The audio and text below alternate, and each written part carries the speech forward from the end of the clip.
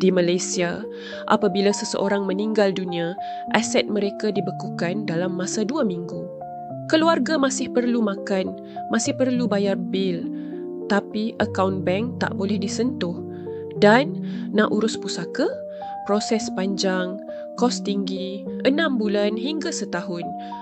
Sebab itu ada Khairat Plus perlindungan yang bukan sekadar bantuan kewangan. Khairat Plus datang bersama wasiat lengkap supaya proses pembahagian harta lebih mudah. Semua maklumat dah tersedia.